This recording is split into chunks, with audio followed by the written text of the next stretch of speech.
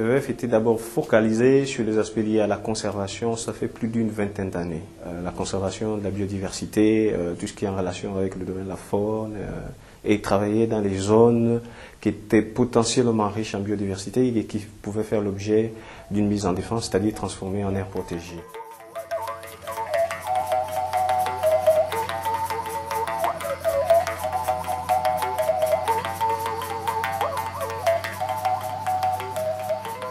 Si l'exploitation de la forêt se fait de manière anarchique, vous comprendrez qu'en ce moment-là, il y a périr en demeure pour la biodiversité en général. Donc, d'où la nécessité qu'il y a eu de créer le poste de forest officer au sein du bureau WWF Gabon.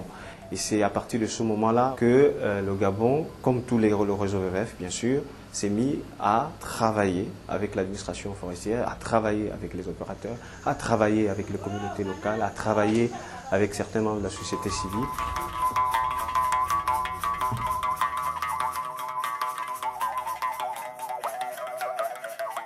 Il y a plusieurs étapes lorsque un opérateur acquiert une concession forestière.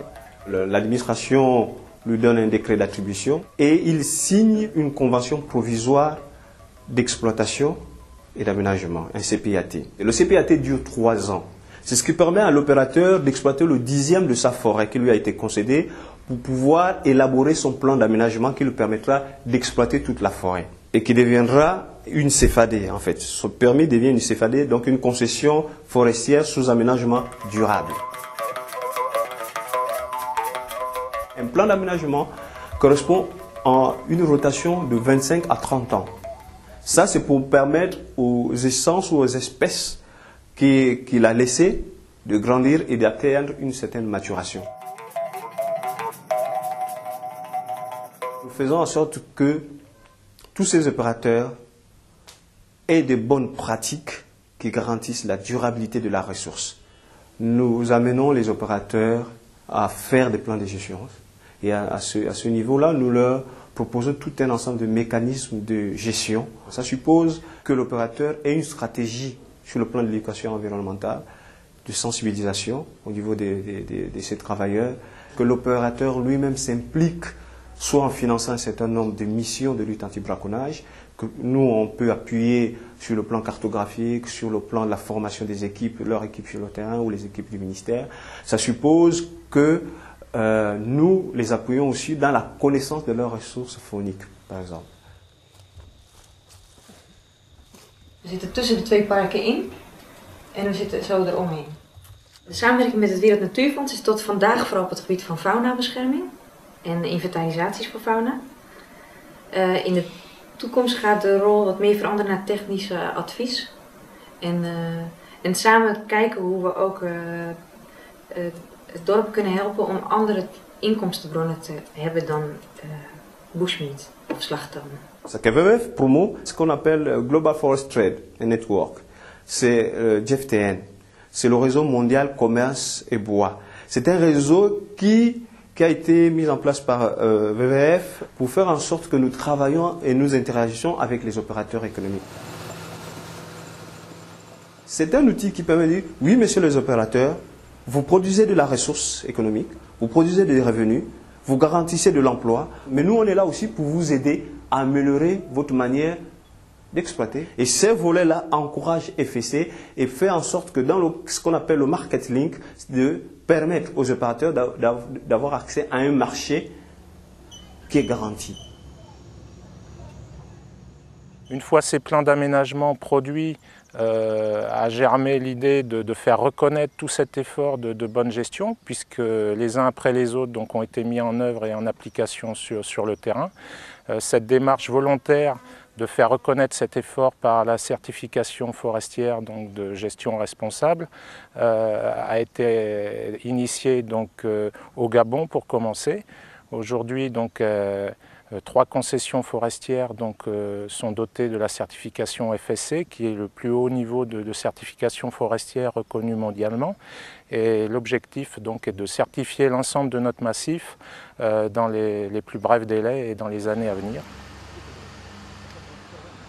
Le WWF a beaucoup milité avec la société civile gabonaise pour faire en sorte que les compagnies forestières et l'administration forestière soient intéressées par cet outil de certification qu'est FSC.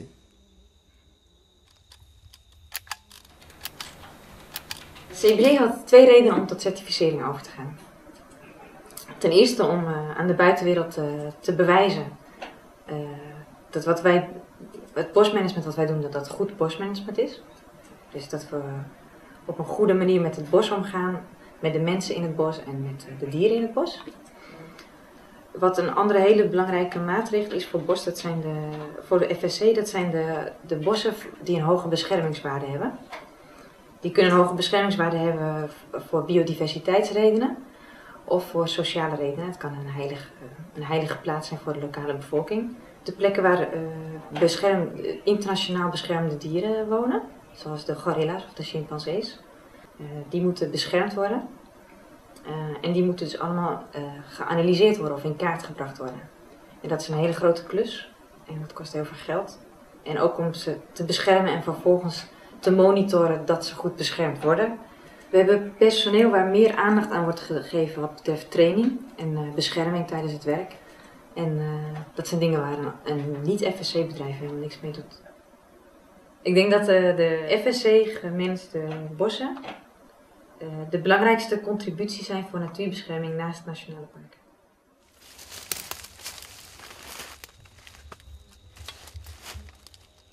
Cette démarche volontaire de mise sous certification de nos productions est vitale. Le maintien de cette certification est vital de façon à assurer nos activités commerciales internationales. À partir de ce moment-là, pour nous, il faut que nous allions sur le terrain vérifier l'applicabilité de ce plan d'aménagement, d'où l'idée des audits forestiers. Donc ça, c'est l'un des aspects sur lesquels on travaille avec les opérateurs. Et dans le cas des audits, nous veillons à cela pour faire en sorte que, effectivement, les principes de durabilité soient appliqués.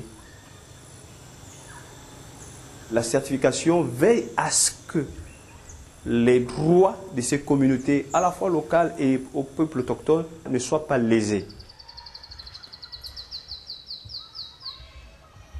Alors le projet d'ACFI, ça signifie développement d'alternatives communautaires à l'exploitation forestière illégale. C'est un projet qui vise à la promotion de la foresterie communautaire. Il est construit à travers plusieurs partenaires, notamment donc, le WWF, mais aussi l'Université de Liège Jean Blou Agrobiotech et l'ASBL Nature Plus en Belgique. C'est un projet qui rentre dans le cadre légal au Gabon, donc qui propose aux communautés de pouvoir bénéficier d'un endroit, d'un terroir sur lequel ils peuvent pratiquer leurs activités traditionnelles. Ça peut aller aussi bien donc de l'exploitation forestière à l'échelle du village, mais c'est aussi d'autres activités comme l'agroforesterie et d'autres activités génératrices de revenus. La notion de forêt communautaire rentre aussi dans une notion de durabilité parce que pour mettre en place une forêt communautaire, on met en place tout un panel technique de plans simples de gestion par exemple qui va permettre à la communauté de elle-même gérer sa forêt et de la gérer durablement. C'est là où on rentre en complémentarité avec les objectifs du WWF.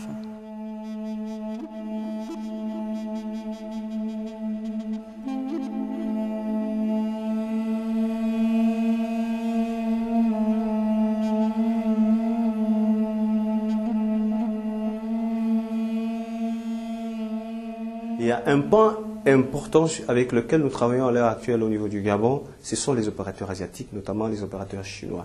Ce travail, nous le faisons en collaboration avec WWF Chine. Nous avons tout fait avec les collègues de Chine de traduire un certain nombre de textes légaux en langue chinoise que nous avons mis à disposition des opérateurs.